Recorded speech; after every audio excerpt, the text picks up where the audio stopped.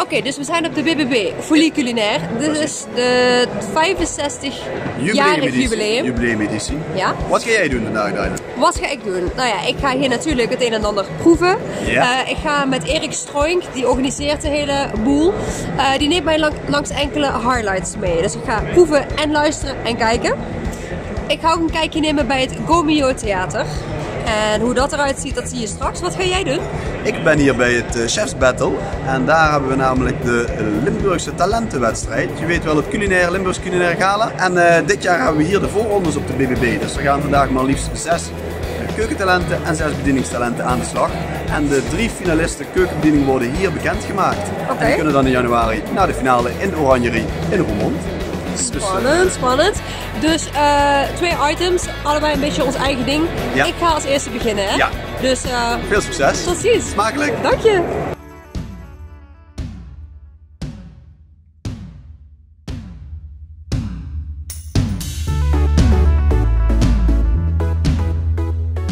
We laten echt zien waar we nu ook mee bezig zijn. Dus we koken 4 kleine gerechtjes. Allemaal met vis hebben we gekozen. En, Waarom de keuze voor vis? Nou ja, dat is eigenlijk het moment om te laten zien welke gerechten je zelf het meest achter staan en wat je zelf op dit moment het leukste vindt. Dus het is een wat internationalere stijl van koken dan die we misschien van de kant gewend zijn. Die wil ik graag laten zien. Van oudsher staan wij een beetje te boeken als een klassiek Frans restaurant. In zekere zin zijn we dat ook, maar we proberen wel een beetje met de tijd mee te gaan en stap voor stap toch wat meer moderne invloeden te brengen. Ik kan me voorstellen dat het ook wel af van wat anders is dan in de vertrouwde keuken staan, zo niet? Ja, tuurlijk. We hebben het wel al vaker gedaan, maar het blijft altijd even spannend. Je vergeet altijd wel één ding mee te nemen. Oh, wat was dat deze keer? Nou ja, foie gras. Er gaat er weinig foie gras bij, maar we hebben Peter Hakkemeid, die woont toevallig naast Nerkan. Ah. Dus die heeft het meegenomen, ja.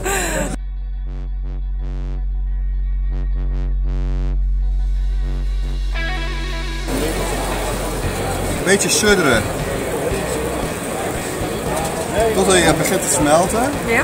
Dan ga ik tortilla even erop doen. Een beetje draaien.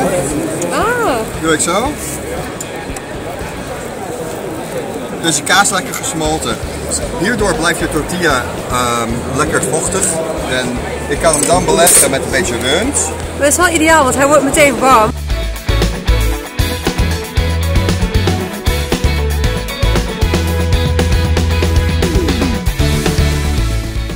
Kijk eens. Oh, dat ziet er toch hartstikke mooi uit. Nou.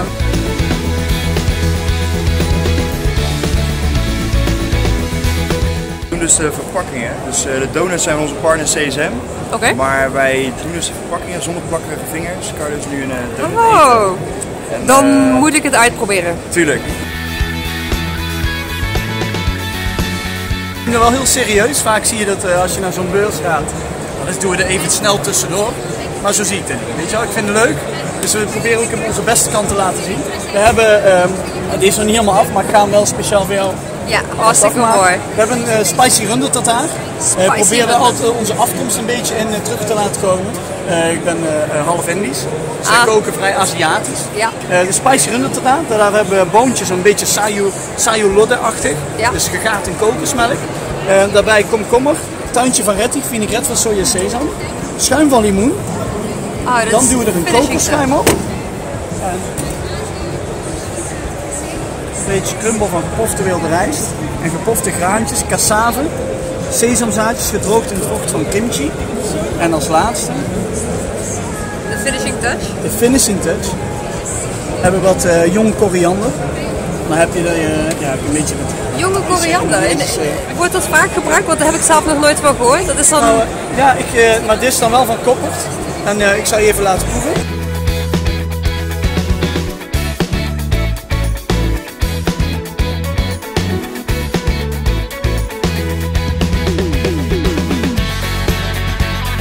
Ik ben de voorzitter van Gomio in Nederland. Ja. En dat is de wedstrijd, eigenlijk de Olympische Spelen in ons vak. Dus het is de top van de... Dus we hebben nou pas 2 weken geleden hebben wij een voorrondes gehad. Er is er eentje door. En ja, we gaan die gewoon trainen naar de top toe. En zorgen dat we dadelijk over 2 jaar in Lyon staan met Nederland. En Nederland verdient dat gewoon. Waarom verdient Nederland dat? Omdat wij gewoon topchefs in Nederland hebben. die jongens die verdienen dat om daar te staan. Caviar van de steurvis natuurlijk. En ik kom uit Frankrijk, van Neuwijk. Dus een caviar steurkweker. Ja. Die hele mooie caviar produceert. En ja goed, dat kunnen jullie straks gaan proeven. Wat maakt deze caviar zo bijzonder? De plek waarop ze gevestigd zijn. Dus de kwekerij die is gevestigd tussen 2 stroomrivieren in één, zeg maar. Het plaatsje Neuwijk. En dus hebben ze continu verstromend water, waardoor er nieuwe vitamine, mineralen aan gestroomd komen. En dat kunnen ze continu laten roleren. The biggest producer of caviar is China. They produce half of the world production. The second biggest is Italy, and then you have Iran, Russia, and the fourth one is France.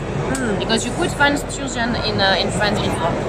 So we are all the producers in France are based near Bordeaux, in the river near the city of Bordeaux, and Neuwijk.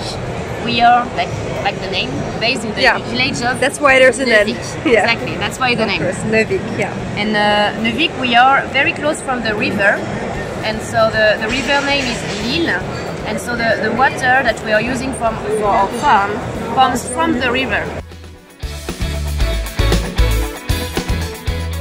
And in front of the winery, 10 kilos in front, there is the borders of Syria, and the highest mountain of the Middle East is called Jabal al-Arab.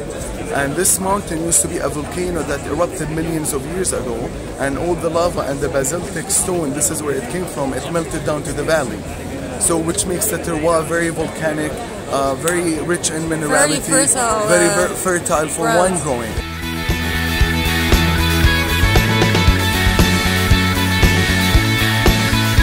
Wasabi, waar heb je die vandaan gehaald? Dit is IJslandse wasabi. Ik ben zelf kok en ik heb geketerd in IJsland. En toen was ik op zoek naar een bijzonder product. En daar kwam ik dit tegen, IJslandse wasabi. Japans plantje, opgegroeid in een kwekerij in IJsland. Dit is een hele bijzondere wortel. Als je hem zo zou eten, dan eigenlijk proef je er niet heel veel. Op het moment dat je hem kapot maakt, dus eigenlijk de celstructuur kapot maakt, dan krijg je echt de smaak. Dit is haaienhuid.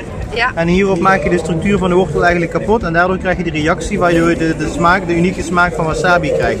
En van waar de keuze om dit op haaienhuid te doen?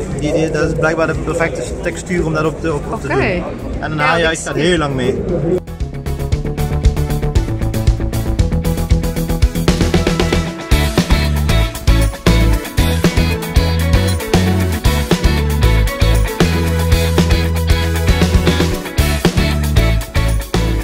Met de BBB gebabbeld en gevraagd, kunnen we niet een klein museumpje maken waar we een combinatie kunnen maken tussen commerciële partners en niet-commerciële partners.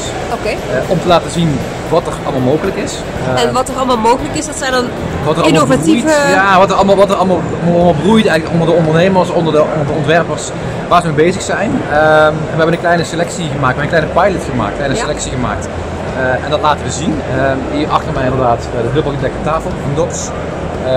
Voor de optische illusie. Even kijken, waar moet ik het, de illusie is? Oké, ik zie het nu. Ja.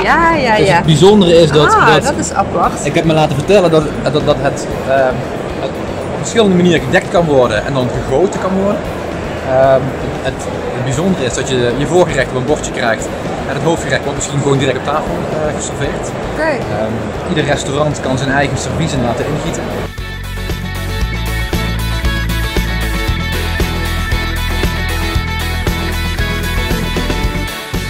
Mijn sfeerverslag van de BB Folie Culinaire zit erop. Maar als het goed is serveer er ook nog. En die bevindt zich bij de Chef's Battle. Hoe dat eruit ziet, dat ga je nu zien.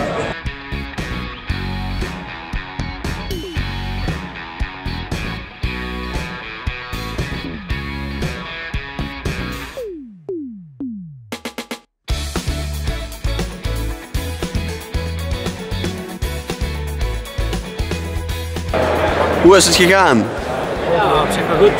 Ben je tevreden erover?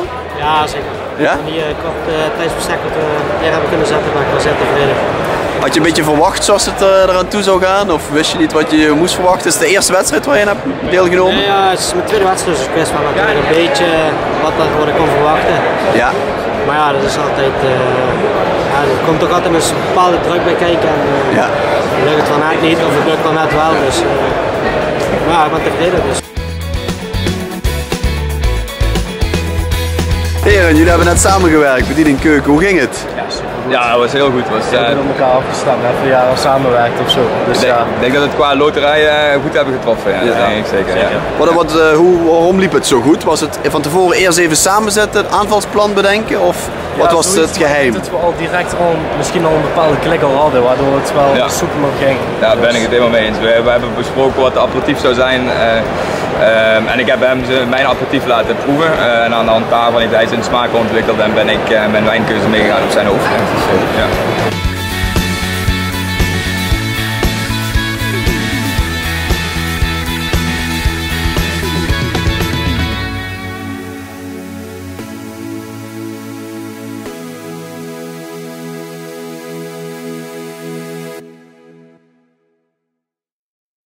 Wil je meer van onze video's zien? Abonneer je dan nu op ons YouTube kanaal. Like onze Facebookpagina en volg ons via Instagram.